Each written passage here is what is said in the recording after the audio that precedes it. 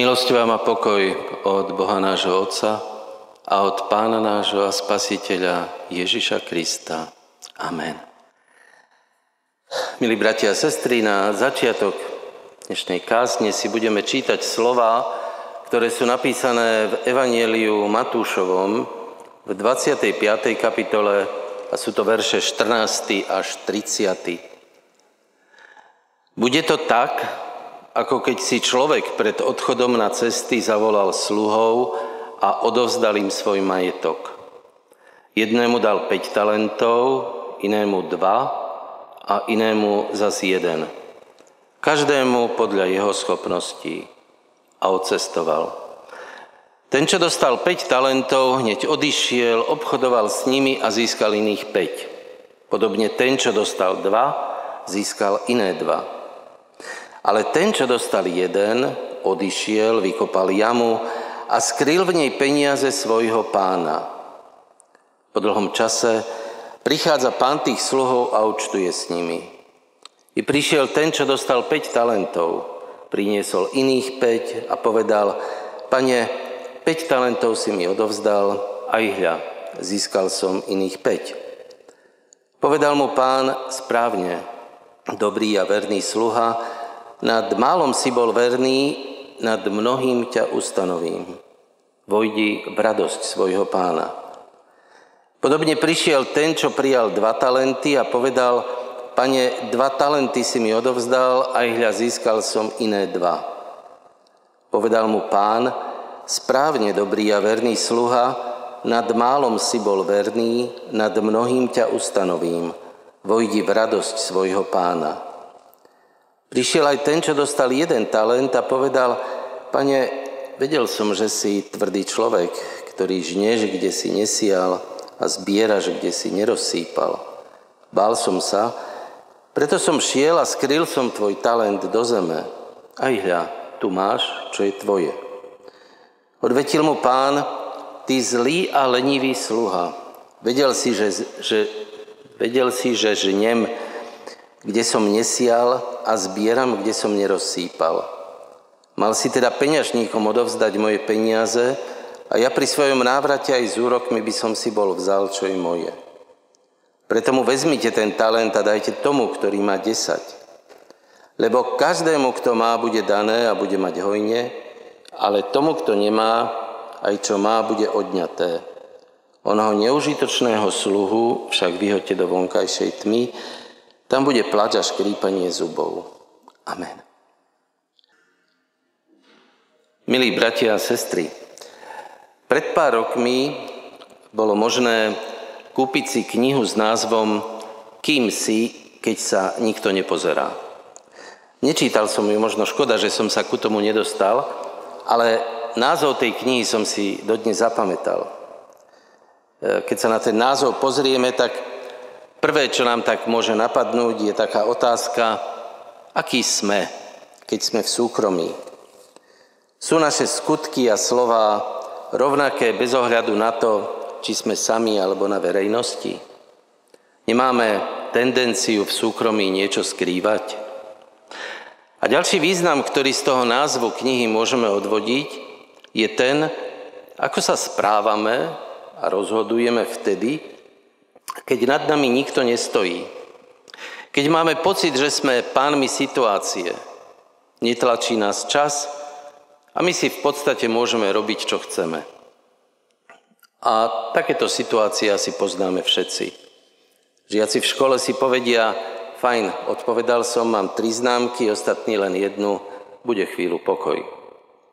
Na vysokej škole študenti po skúškach tak uvažujú: skúška hotová, tak na mesiac voľno. V práci odíde šéf na dovolenku a povieme si: fajn, nemám nikoho nad sebou, pár týždňov to tu bude ľahšie. Poznáme takéto chvíle, keď záleží iba na nás, čo urobíme, zdanlivo a ako využijeme čas. A práve o takomto období hovorí aj to dnešné podobenstvo. Ale skôr ako prejdeme ku tomu podobenstvu, je dobré si povedať, čo to vlastne podobenstvo je. A A my musíme vedieť, že podobenstvo nie je opis skutočnej udalosti, ktorú niekto zažil, aby sme tam vedeli rozpoznať, čo kto kedy spravil a povedal. Podobenstvo je príbeh, príklad, ktorý má v sebe skrytú hlavnú myšlienku. Pán Ježiš ich používal preto, aby jeho poslucháči lepšie pochopili jeho posolstvo.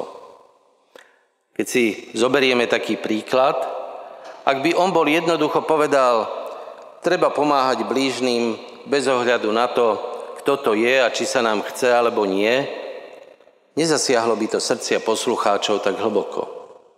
Ale on svojim poslucháčom povedal nám známe podobenstvo o milosrdnom Samaritánovi. A jeho poslucháči dobre poznali, kto sú Samaritáni, aká je cesta z Jeruzalema do Jericha, kto sú kňazi a leviti, a tak okamžite pochopili pointu toho, čo im chcel povedať. Zároveň ale pri podobenstvách je trošku taký problém, a toho sa musíme vyvarovať, že práve sú tam pokusy vysvetľovať to ako reálnu situáciu. A práve to zmienené podobenstvo o milosrdnom Samaritánovi je dobrým príkladom, pretože tam sú hneď pokusy rozmýšľať o tom, že koho predstavuje ten hostinský, ktorý sa potom v konečnom dôsledku postaral o toho zraneného, alebo čo za miesto je to ten hostinec, kde ten zranený potom bol.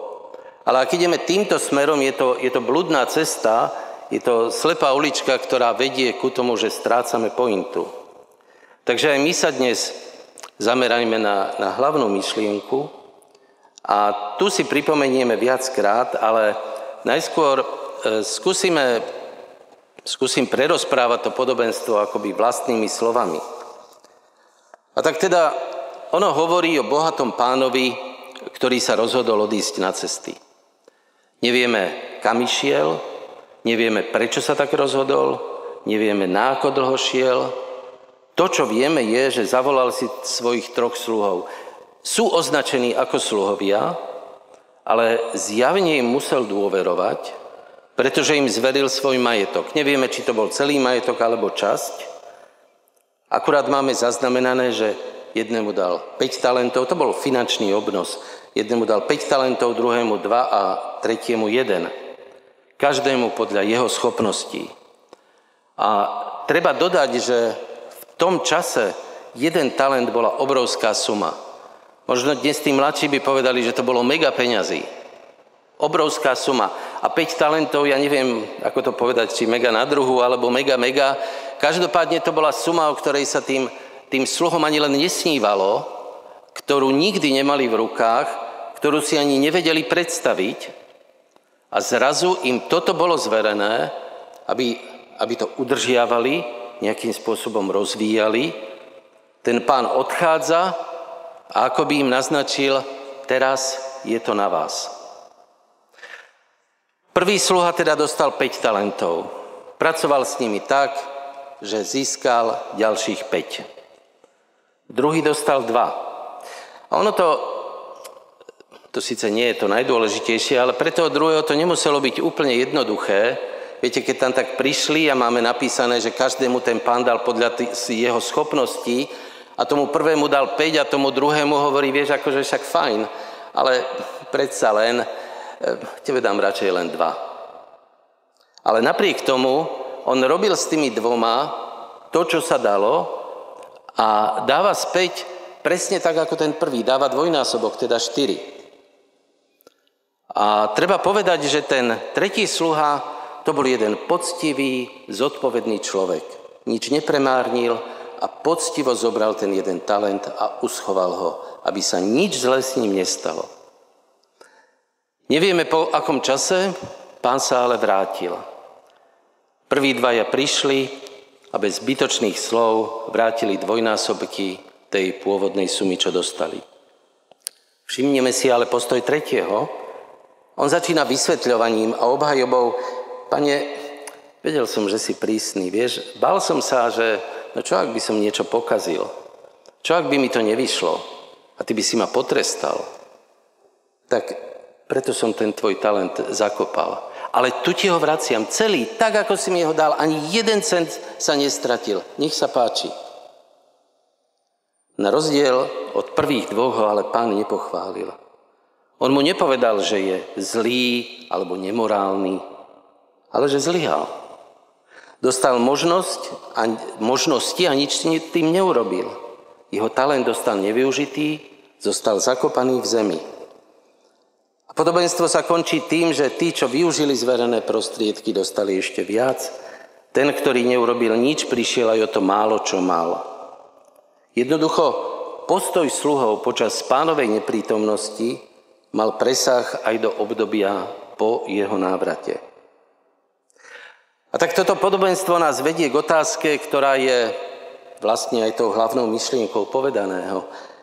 Ako konáme, keď sme sami? Ako narábame s tým, čo nám bolo zverené? So svojím časom, schopnosťami, príležitosťami? To je to, o čom chceme dnes rozmýšľať. Veľmi podobné podobenstvo ako to, o ktorom dnes hovoríme, nachádzame aj v Lukášovom evanjeliu v 19. kapitole. A neexistuje úplná zhoda v tom, že či ide o dve rozdielne podobenstvá, alebo je to jedno podobenstvo, len s odlišným dôrazom podľa toho, ako to tí evanjelisti písali. To ale nie je našou úlohou teraz skúmať. Rozdiel je v tom, že Lukáš do svojho podania pridáva určité vysvetlenia, ktoré objasňujú dôvody odchodu toho pána. On ho označuje za kráľa. A ten dôvod je zrejme v tom, že Lukáš písal primárne pre ľudí, ktorí nepochádzali zo židovstva, nepoznali židovské reálie. Na rozdiel od Lukáša Matúš písal hlavne pre Židov. Mnohé veci nevysvetľuje, pretože bolo jasné, že tí, ktorí budú čítať to jeho evanjelium, že tým sú tie veci dobre známe. Ale v čom sú obidve podania toho podobenstva rovnaké, je to, že Pán Ježiš ich hovorí tesne pred koncom svojho pozemského života. Lukáš ho časovo umiestňuje pred Ježišov slávnostný vstup do Jeruzalema, ktorý si pripomíname každoročne na Kvetnú nedeľu. A Matúš ho posúva ešte ďalej, až do tzv. Veľkého týždňa, teda medzi vstup do Jeruzalema a následné odsúdenie a ukrižovanie. A je dôležité si uvedomiť, že Ježiš svojim učeníkom jasne naznačuje, že jeho pozemské dni sa končia. Učí ich, že odchádza. A ďalej bude na nich, čo budú robiť. Ako budú pokračovať, ako zachovajú to, čo ich učil. A Matúš v tejto súvislosti spomína viac podobenstiev, píše viac podobenstiev. Napríklad tam predchádza tomuto nášmu dnešnému podobenstvo o zlých vinohradníkoch, ktorí sa po odchode majiteľa vinice dohodli, že ho viac nepustia späť. A tesne pred týmto dnešným našim podobenstvom o talentoch máme napísané podobenstvo o 10 pannách.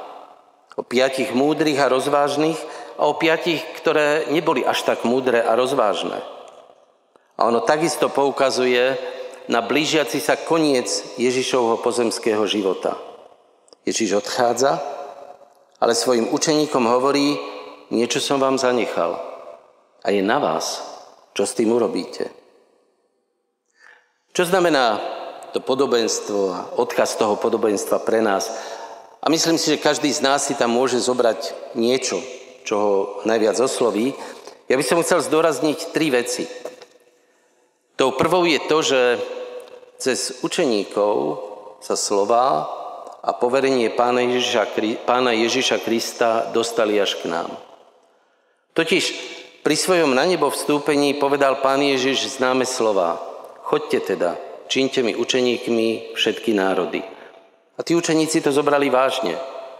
A preto sa evanjelium dostalo až k nám.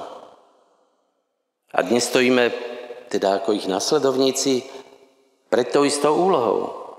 To, čo chce podobenstvo o talentoch povedať, sa dá zhrnúť jednoducho, je to na nás. To neznamená, že by sa Pán Boh stiahol a rezignoval a nezáležalo mu viac na svete a ľuďoch. On je tu stále, všemocný, ktorý nás a celý svet má vo svojich rukách. Ale nás povoláva za správcov a hospodárov a a dáva nám ku tomu svoje dary a príležitosti. Poverenie Pána Ježiša priamo nadväzuje na Boží príkaz prvým ľuďom v raji, aby spravovali zem a stvorenstvo na nej. Je na nás, čo urobíme, ako budeme konať, ako využijeme to, čo nám bolo zverené. Aj keď tu s nami Pán Boh nie je fyzicky prítomný, aby nám ukázal priamo toto áno, toto nie. Je to na našej zodpovednosti, na našej ochote a pripravenosti. Našou úlohou nie je počítať, kedy nastane druhý príchod Pána Ježiša a s čím to bude všetko sprevádzané a čo sa všetko stane. My sme dnes tí, ktorým je zverená úloha zvestovať kráľovstvo Božie a žiť podľa jeho hodnôt. Druhá vec, na ktorú chcem poukázať, je to, že podobenstvo o 3 služobníkoch nám hovorí niečo veľmi dôležité o tom, ako má vyzerať náš každodenný život. Ten tretí služobník, on nespravil nič zlé, nič nespreneveril, nič nepokazil. On jednoducho nespravil nič. A práve z toho pre nás plynie veľká pravda. Nestačí, aby sme len žili dobrý a morálny život, dodržiavali základné zásady a nerobili zlo. To má byť samozrejmosť. V matematike sa hovorí o podmienke nutnej a postačujúcej. Morálny život je tou podmienkou nutnou, ale nie postačujúcou. My nemáme iba nerobiť zlé, my máme aktívne robiť dobro. Apoštol Jakub to vo svojom liste vystihol veľmi jasne. Kto vie dobre robiť a nerobí, má hriech. To znamená, že sme postavení pred Pána Boha s darmi, ktoré nám dal a máme ich využívať. Isté, ako prvé nám možno napadne poverenie k misii a evangelizácii. A samozrejme, že misia a evangelizácia to je naše poslanie, to je nespochybniteľné. Je to úloha nás všetkých zvestovať pravdu o Pánu Bohu, aby ho ľudia mohli spoznať, prijať a žiť s ním. Ale popri tom máme množstvo iných darov, ktoré nám boli zverené. Každý z nás niečo vie. A každý má robiť to, čo vie najlepšie. Čo najlepšie. Ako to robiť? Veľmi výstižne odpovedá, alebo dáva návod Pán Ježiš na inom mieste v Matúšovom evanjeliu. Nech tak svieti vaše svetlo pred ľuďmi, aby videli vaše dobré skutky a oslavovali vášho Otca, ktorý je v nebesiach. Máme robiť dobré skutky. Ľudia ich majú vidieť, tie dobré skutky. Ale nemáme ich robiť preto, aby sme si my budovali vlastný imidž, vlastnú povesť, aby nás ľudia oslavovali a velebili, aby nás obdivovali. Ale máme ich robiť na Božiu slávu. A toto nie je len teória. Sedíme tu v kostole, ktorý niekto postavil. Sedíme tu v kostole, pri ktorom architekt Harminc využil svoj dar, ktorý mu Pán Boh dal a nejakým spôsobom nakreslil ten kostol a ďalší ľudia ho postavili. A máme tu množstvo iných darov, ktoré sa môžu využívať. Či sú to hudobníci, či sú to maliari, či niekto, kto píše knihy alebo robí divadlo. Hej, máme tu hudobníkov, ktorí využívajú dary, ktoré im Pán Boh dal, že na to majú a môžu nám zahrať a zaspievať na Božiu slávu a na Božiu chválu.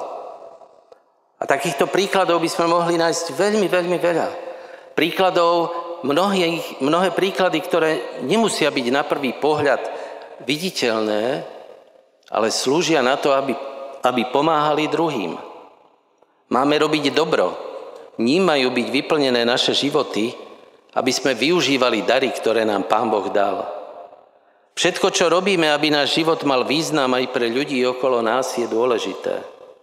Pomoc tým, ktorí to potrebujú, návšteva imobilných. V cirkevnom zbore je to práca s deťmi, mladými, seniormi. Nestačí odmietať zlo. Máme konať dobro, zasadzovať sa za spravodlivosť, stáť pri tých, ktorí sú biední, utláčaní a majú svoje starosti. To je naše poslanie. A nech je za tým všetkým vidieť, že to robíme preto, lebo to prijímame ako poverenie od Pána Boha. A tretia vec. Aký je rozdiel medzi prvými dvoma sluhami na jednej strane a tým tretím na strane druhej? Samozrejme, najjednoduchšia, tak na prvú odpoveď je, prví dvaja priniesli viac, ako dostali, rozmnožili pánov majetok, zatiaľ čo ten tretí nie. Vráti len to, čo dostal. Ale uvažujem, že to už je vlastne len dôsledok. Skúsme sa pozrieť hĺbšie, prečo sa tak stalo. A odpoveď nachádzame v ich prístupe k tomu pánovi. Prví dvaja dostali úlohu a keď sa ten pán vrátil, jednoducho povedali, toto sme dostali, toto sme urobili, nech sa páči. Prišli s dôverou, že keď im ten pán dal niečo tak veľké na zodpovednosť, tak im verí, že tam existuje tá vzájomná dôvera. Oni nemuseli nič veľké vysvetľovať. A to je práve ten rozdiel, že ten tretí prišiel, začal vysvetľovať, zdôvodňovať, obhajovať sa. Pane, vieš, ja som sa bál. Ja som sa bál, čo sa stane, ak nesplním úlohu. Lebo predsa len ty si pán, ja som sluha, ja som sa bál, že zlyhám. Ten sluha nemal dobrý vzťah ku svojmu pánovi. Jeho vzťah bol postavený na strachu. A práve strach ho doviedol k tomu, že radšej nerobil nič. Isté, že mohli by sme povedať, že bol opatrný alebo nerozhodný, ale to podstatné je, že ku tomu pánovi pristupoval so strachom a ten strach ho ochromil. A tak sa dostávame k tomu veľmi zásadnému, čo toto podobenstvo hovorí aj nám dnes. Pán Boh nás poveruje, aby sme pracovali s jeho darmi v jeho mene. A tak tá otázka pre nás znie, aký je náš vzťah k Bohu. Každú nedeľu v spoločnej modlitbe hovoríme Otče náš. Ale vieme každý z nás povedať aj Otče môj? Myslíme to naozaj vážne, že Boh je náš, tvoj a môj Otec? Pristupujeme k nemu s dôverou ako k otcovi, ktorý má od svojich detí očakávania, ale zároveň vie, že nie sú dokonalé. Vie, že majú svoje slabosti, chyby, nedostatky a predsa ich prijíma ako svoje deti. On sa ich nezrieka. A tak aj my k nemu môžeme prísť s dôverou a povedať, Otče, toto si mi dal, toto s tým robím. Viem, že som slabý, viem, že môžem zlyhať. Ja už som x-krát zlyhal a asi ešte zlyhám aj v budúcnosti. Ale viem, že ty si môj Otec, ktorý ma prijíma so všetkou touto mojou nedokonalosťou. Milí moji, a to je asi najvážnejšia výzva dnešného dňa, aby sme odtiaľto odchádzali s istotou, že Pán Boh je naším, tvojím aj mojím milujúcim Otcom. Poďme teda k nemu s dôverou detí, ktoré to vedia. Amen. Budeme sa modliť. Svätý Bože, ďakujeme Ti za dnešný deň. Ďakujeme za Tvoju lásku k nám, za Tvoju lásku, za Tvoju milosť, ktorá nám dala to, že sme sa mohli zobudiť a prísť sem, za toto miesto a čas, ktorý Ty nám dávaš. Ďakujeme, že Ty nám dávaš život a v živote nám dávaš hojnosť. Ďakujeme Ti, že Ty sa o nás staráš a že my môžeme prichádzať ku Tebe a každý z nás ťa môže osloviť môj Otče. Pretože Ty každého z nás chceš mať za svoje dieťa. A tak Ti ďakujeme za dôveru, ktorú Ty ku nám máš. A prosíme, aby sme s dôverou my pristupovali ku tomu, čo máme robiť, čo je pred nami. S dôverou sa chceme pozerať aj na všetko to, čo je pred nami. Či už to bude dnešný, trošku voľnejší deň, alebo tie ďalšie naplnené všednosťou a každodennými povinnosťami. Ďakujeme Ti, že Ty o nás vieš. Chceme Ti slúžiť. Chceme slúžiť tak, aby Tvoje meno, aby Ty si bol oslávený tým, čo robíme. V dnešný deň Ti chceme ďakovať aj za život sestry Elenky Bachárovej, ktorú si povolal k sebe. A ďakujeme za to, že ona slúžila tými darmi, ktoré ty si jej dal. A je mnoho ľudí aj od nás, z nášho zboru, ktorým mohla pomôcť. Ďakujeme ti za ňu a prosíme ťa o jej rodinu, aby ty si ich potešil aj v týchto chvíľach, ktoré sú pre nich také ťažké. Prosíme ťa, Pane Bože, o všetky veci okolo nás, okolo ktorých chodíme a ktoré nie až tak ľahko vieme prijímať. Prosíme ťa o problémy v našej spoločnosti, o neprávosť, ktorej sme svedkami pomaly každý deň. Prosíme ťa o tých, ktorí stoja na čele nášho štátu, ktorí vedú náš štát, aby si uvedomili svoju zodpovednosť, ktorú majú pred ľuďmi, pred všetkými, ale hlavne pred tebou. Prosíme ťa o pokoj a mier na Ukrajine, aby tá agresia, ktorú oni tam zažívajú, aby sa to ukončilo. Aby sa to ukončilo tak, ako sa to ukončiť má. Aby tam ľudia nemuseli trpieť, zomierať a trpieť biedu. Dnešné dni ťa prosíme aj o všetky tie oblasti, v ktorých kde čítame, že sú tie silné požiare. Prosíme ťa o dážď, aby takýmto spôsobom sa to mohlo vyriešiť. A je tu množstvo iných vecí, na ktorých myslíme, možno naše osobné veci a možno také, na ktoré sa pozeráme z takého širšieho pohľadu. Ďakujeme ti, Pane Bože, že ty máš všetko vo svojich rukách, že ty si stále ten istý nemenný. Ďakujeme ti, že ku tebe môžeme prichádzať a chceme tak spraviť aj teraz a spoločne ku tebe voláme: Otče náš, ktorý si v nebesiach, posväť sa meno tvoje, príď kráľovstvo tvoje, buď vôľa tvoja, ako je v nebi, tak aj na zemi. Chlieb náš každodenný daj nám dnes a odpusť nám viny naše, ako aj my odpúšťame viníkom svojim. Neuvoď nás do pokušenia, ale zbav nás zlého, lebo tvoje je kráľovstvo, i moc, i sláva až na veky. Sláva buď Bohu, Otcu, Synu i Duchu Svätému, ako bola na počiatku, i teraz i vždy. Amen.